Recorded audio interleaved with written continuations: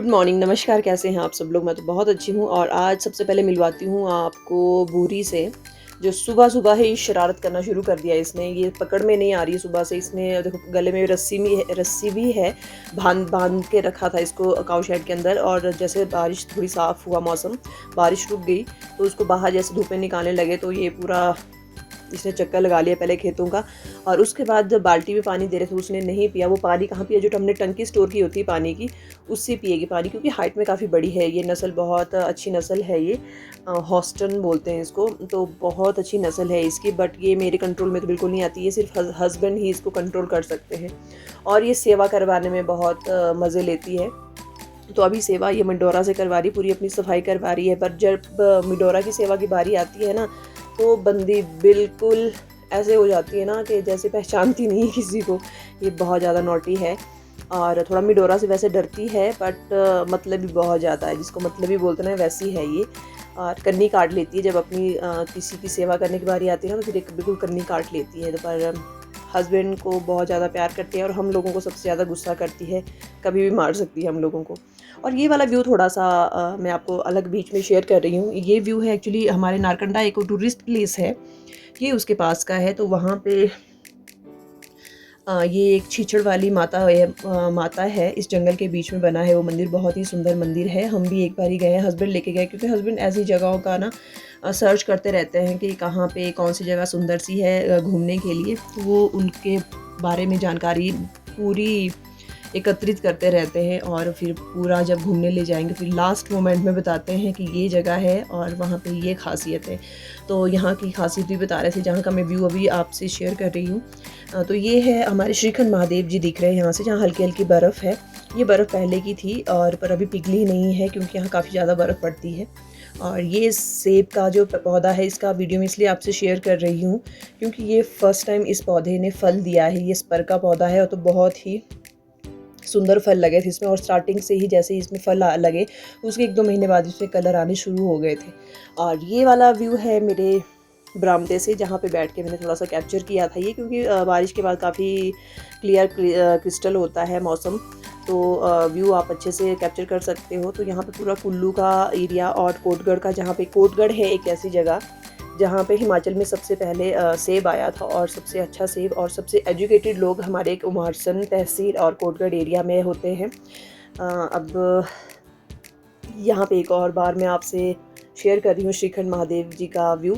जो भद्रमाला पड़ेगी उसके बाद तो बहुत ज़्यादा सुंदर दिखेगा। भद्रमाला मतलब जब इस पर बर्फ़ पड़ेगी। और ये वाला मैं आपको शेयर कर रही हूँ। आप बोलेंगे शेयर क्या कर रही है, सिर्फ लकड़ी दिखा रही है। तो ये लकड़ी नहीं है, ये हमारे कुल देवता जी के मंदिर की तैयारियाँ चली है। 2 सालों से काम चला है, इसका नक्काशी हो रही है। काफ़ी उसमें पुराना हो गया था ना, तो हो जाता है काफ़ी जर्जर जैसा होना शुरू हो गया था। तो कमेटी ने ये डिसाइड किया था कि इसकी रेनोवेशन करेंगे। तो रेनोवेशन हो रही है। तो 2 सालों में कोरोना काल में थोड़ा सा धीमा पड़ गया था काम, क्योंकि कोरोना काल में काफ़ी कारीगर चले गए थे वापस। तो जो कारीगर है वो ज़्यादातर कुल्लू से या किन्नौर से हैं। किन्नौर से ज़्यादा है, क्योंकि किन्नौर के लोग बहुत अच्छी नक्काशी करते हैं, जो आप देख ही रहे हो कि कितनी सुंदर नक्काशी की इन्होंने। तो पूरी स्लीपर बिखरे पड़े थे यहाँ पे जिस पे काम हुआ था। और उसके बाद थोड़ा सा आपसे ये वाला जो मैं आपसे शेयर कर रही हूँ वीडियो, ये है सराहन का। तो हस्बैंड वगैरह घूमने गए थे। सराहन मंदिर है, भीमा काली मंदिर, जो काफ़ी प्रचलित है हमारे पहाड़ में। यहाँ पे पहले नर बलि दी जाती थी, बट वो बंद हो गई, अब वहाँ कोई बलि नहीं दी जाती। बट ये मंदिर बहुत सुंदर है वो। और वहाँ पे जो हमारे सीएम होते थे, राजा वीरभद्र जी, जो अब इस दुनिया में नहीं है, उनका महल है वहाँ पे। वैसे तो उनके महल काफ़ी हैं, शिमला में भी है, रामपुर में भी है, वहाँ पे भी है, पर वहाँ पे उनकी ज़्यादा प्रॉपर्टी है। तो बहुत ही सुंदर व्यू है वहाँ का। आप कभी भी शिमला आए तो वहाँ विज़िट ज़रूर करें। और साथ में मैं पहले आपको वीडियो दिखाती हूँ अपने मंदिर का, जो हमारे कुल देवता का मंदिर है, उसमें कैसी तैयारियाँ चली है। क्योंकि हमारे मेला आ रहा है 4 साल का, तो इस बारी वो 5 साल के बाद हो रहा है, क्योंकि कोरोना था। कोरोना के बाद 5 साल बाद होता है। वैसे 5वें साल में हमारे कुल देवी का मेला होता है, बट इस बार 5वें साल में कोरोना की वजह से हमारे कुल देवता का हो रहा है। अब 6वें साल में हमारी कुल देवी बाहर निकलेगी, जो हमारे कुल देवता कोटेश्वर महादेव की बहन है, कचेड़ी मामाई। तो वो वीडियो मैं आपसे शेयर करूंगी। अभी तो 4 साल का जो मेला होगा, पहले उसका वीडियो आपसे शेयर करूंगी जब वो मेला होगा। और उसके बाद मैं आपको अपने कुल देवी के दर्शन करवाऊंगी, क्योंकि इन मेलों में ही आप हमारे देवी देवता के दर्शन कर पाओगे, क्योंकि हमारे देव देवता हमेशा पर्दे में रहते हैं। तो जी सेब का ब्रान भी हो रहा है, साथ में कुकिंग का टाइम भी हो गया है, तो क्योंकि खाना भी देना है जो काम करने आए हैं, तो इसलिए मैंने दाल सुबह ही उबाल दी थी। जो छोटे मोटे काम थे जैसे आटा गूँथने का, मसाला काटने का, वो मैंने काट के रख दिया था, बट पीसा नहीं था, तो मैं अभी पीसने जा रही हूँ। पीस रहा है और मैंने दूसरी मिक्सी नहीं निकाली, सिर्फ ये चॉपर निकाला। उसमें थोड़ा सा हल्का सा दरदरा सा मसाला पीस के तैयार हो जाएगा। बहुत बारीक होता है राजमा वगैरह अगर बनाने हैं, इसकी दाल जो होती है आप जो पतली दालें खाते हैं उसके लिए थोड़ा सा दरदरा जो होता है। मैं तो ऐसी नॉलेज देती हूँ ना, जैसे मतलब जैसे डॉक्टर देता है ना, आपको इस टाइम ये दवाई लेनी है, आप ये दवाई खाने से आपको ये होगा, तो मैं वैसे ही खाने के बारे में इंस्ट्रक्शंस देती रहती हूँ। तो मुझे घर में भी बोलते हैं, मेरे हस्बैंड सबसे ज़्यादा बोलते हैं कि तू बहुत ज़्यादा बोलती है। तो मैं कोशिश करती हूँ कि मैं अच्छा बोलूँ, अच्छे से एक्सप्लेन करूँ, और ताकि लोगों को इजीली समझ आ सके। तो मेरे जो सब्सक्राइबर्स हैं वैसे भी बहुत ज़्यादा समझदार है, मुझे पता है, और बहुत सारा प्यार दे रहे हैं।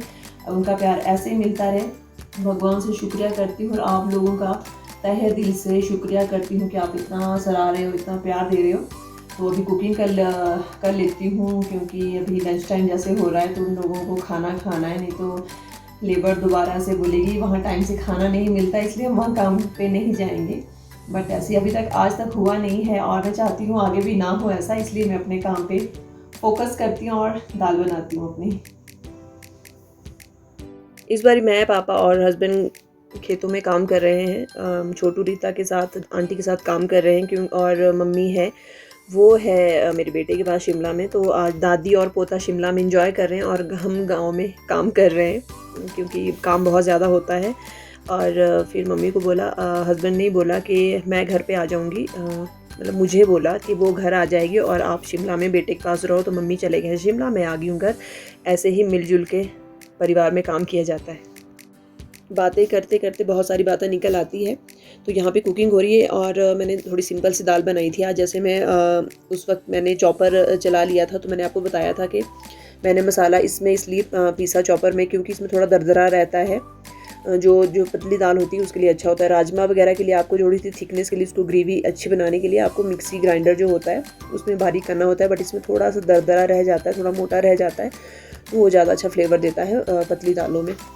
पतली दाल जैसे आपकी मूंग दाल हुई और आपकी मिक्स दाल हुई, और पतली दालें काफ़ी सारी होती है, मोटी दालें तो 2-3 ही होती हैं। मोटी दालें मीन्स राजमा हुए, सफ़ेद चने हुए, काले चने हुए। तो और जैसे बगीचे में बहुत ज़्यादा काम भी होता है, तो जब ये राजमा वगैरह पकाने का टाइम इतना नहीं हो पाता सुबह, क्योंकि 9 बजे आपको एग्जैक्ट खेत में पहुंचना है, तो 9 तो नहीं पहुंच पाती, 9:30-10 तो हो ही जाते हैं, क्योंकि और मैं हस्बैंड को और पापा को भेज देती थी पहले वहाँ पे, ये आप उनके साथ हेल्प करो जो और लोग काम पे लगे हैं। और मैं यहाँ पे ना, जैसे मैंने अपना मसाला भूनने को लगा दिया है गैस पे, और मैं छोटे मोटे काम जो है बर्तन धोने का हुआ, बर्तन धोने के बाद उसको रैक में रखने का हुआ, इधर उधर सेटिंग करने की हुई, वो मैं साथ साथ वो भी निपटा रही हूँ। क्योंकि लेडीज़ के क्या होता है ना, 10 हाथ होते हैं, और दिमाग चारों तरफ होता है कि मुझे चावल भी डालने हैं, मुझे दाल भी बनानी है, मुझे चपाती भी बनानी है, बर्तन भी धोने हैं, सफाई भी करनी है, कोई घर में आ जाए तो उसको भी अटेंड करना है। तो बहुत सारी ऐसी माइंड में बातें चली रहती है।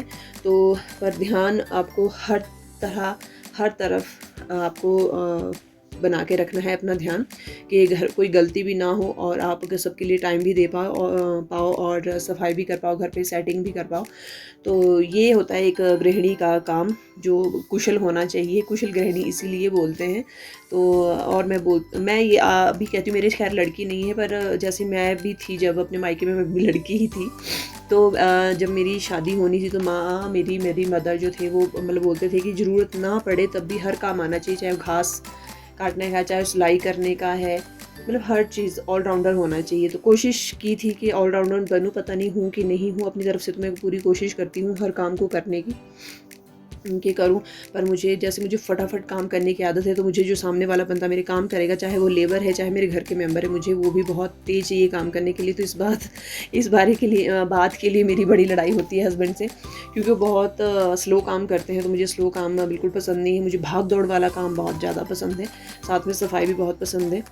तो इसलिए मुझे बोलते तू सो जा, बट सुबह जल्दी मत उठ, सो जा। पर मैं, मम्मी भी बोलते, पापा वगैरह भी, पर मुझसे 5 बजे के बाद सोया नहीं जाता। 5 बजे के बाद मुझे ऐसा लगता है मुझे उठना है, मुझे काम करना है, मुझे सफाई करनी है। सफाई का बहुत ज़्यादा कीड़ा है मेरे दिमाग के अंदर। और खाना लेके मैं पहुंच चुकी हूँ बगीचे में। लोग अपने अपने काम में लगे हैं, लोग नहीं, घर के लोग काम में लगे हैं। कोई भर रहा है, कोई ग्रेडिंग कर रहा है, कोई सेब को साफ़ कर रहा है, तो कोई पेटियां भर रहा है। सबका अलग अलग काम हो रहा है। तो यहाँ पे आंटी जो गोल्डन के सेब हैं, जो ग्रीन कलर के होते हैं, उनको छांट रहे हैं और पापा कर रहे हैं ग्रेडिंग। इस बारी पापा ने सीज़न की पूरी ग्रेडिंग खुद की। तो वैसे जो बाहर छोटू और भैया हैं, बबलू भैया, वो ग्रेडिंग करते थे, बट पापा जैसे सुबह चले जाते थे, वो जितने वो हम लोग पहुँचते थे बगीचे में, पापा काफ़ी ग्रेडिंग करके रख देते थे।